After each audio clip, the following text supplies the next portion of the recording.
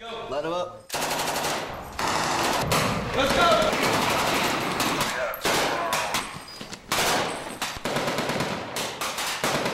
Soldiers from Bravo Company, 1st Battalion, 327th Infantry, practice the deadly business of door-to-door warfare.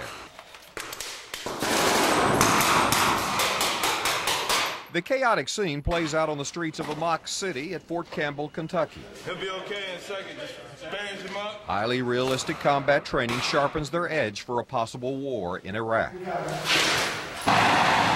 Defense analysts believe that Saddam Hussein will dig into Baghdad, a city of 5 million people, and intermingle his troops among the civilian population.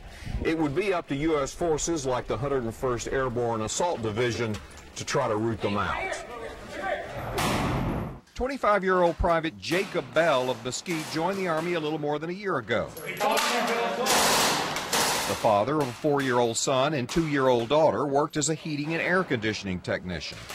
Until one day in the wake of the 9/11 attacks, he felt the urge to walk into the Army recruiter and volunteer to become an airborne soldier before even telling his wife. Do you have a sense, though, that what you do will make the world safer for your kids? Of course. That's why I'm here. That's, yeah. Every day, it's all this training as I'm, day in and day out. I think that that's, I'm doing the best I can do. We need the body. Bravo Company launched its attack in 17-degree weather after spending the night on frozen ground. You know I gotta get in the mix. Sergeant Jeffrey Smith pushes his new soldiers hard now so more can come home alive later. Bravo Company puts its trust in an 18-year seasoned combat veteran. This is key port here at 25. Sergeant Smith fought in Somalia in the battle portrayed by Black Hawk Down. He hopes the American people will not waver in their support if the president sends his men to Iraq. You got to stay there until it's finished. In Somalia, we left 19 kids dead, and then we pulled out afterwards. We didn't even finish the mission. If you're going to send us in there, let us do our job. Urban assault training uses a version of laser tag. Every time a soldier pulls the trigger, his rifle fires a blank round and a laser beam. Sensors worn on helmets and uniforms set off a high-pitched alarm that signals a hit. Is that you? Private Bell got wounded 2 hours into the battle. Well, they got you. Roger that. Did you see it coming at all? I seen the guy sitting there firing. I was giving fire back. He just got the lucky shot, I guess. So that's bad. How it goes sometimes. Just be ready to put you guys off again. Bravo Company would have suffered 6 casualties out of 80 men if the attack had been real. Their sergeant says that's a low rate for urban warfare. The battalion's stated mission is to kill an enemy of our nation at close range. A job made all the more difficult when the enemy mixes with civilians. Robert Riggs, CBS 11 News, Fort Campbell, Kentucky.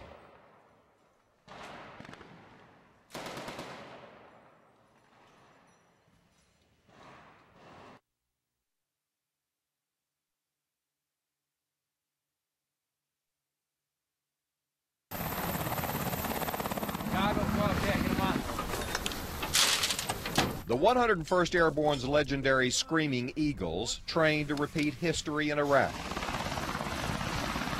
Its soldiers made the longest and largest air assault ever during Desert Storm. It's the mission of the 101st Airborne Air Assault Division to move hundreds of troops and their equipment deep into the battlefield so quickly and decisively that it crushes the enemy's will to fight.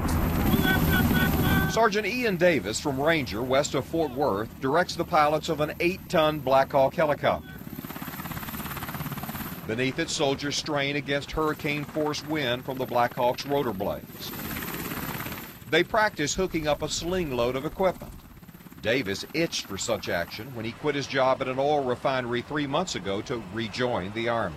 With the technology we have and the type of soldiers we have that's all dedicated and full of so much heart, we're just should just roll right over them, sir. Your left, your right, now be up the step. Oh, with that weapon in your hand. I'm gonna be a killer. The 101st Airborne soldiers must pass a physically and mentally punishing 10-day air assault course at Fort Campbell, Kentucky. Air assault! Tall obstacles test whether a soldier has upper body strength or fear of heights. The final exam, finish a 12-mile road march loaded with heavy gear in less than 3 hours. It'd be like having a real small buddy of yours jump on your back and walk around for a while with him. A long way with it. Yes, sir. Private Brandon Nichols of Roanoke adjusts his gun sights to put 5 out of 6 rounds in the heart of a target. His unit, Bravo Company of 3rd Battalion, 327th Infantry, trains for urban assaults. Nichols could possibly end up fighting on the streets of Baghdad. I remember in basic they told us that I believe there's a 7% casualty loss, and that's acceptable, which is rough to take, but I mean, if you do what you're told, you'll be all right. Lift it up. Okay, you got some good oil in there. All the way down at the end. All the way at the end. Next. Sergeant Jeff Ferris tells his men that their equipment and training is 2 generations ahead of Iraq. You understand what I'm saying? But Ferris says the real difference comes down to soldiers who fight like they are brothers. Robert Riggs, CBS 11 News, Fort Campbell, Kentucky.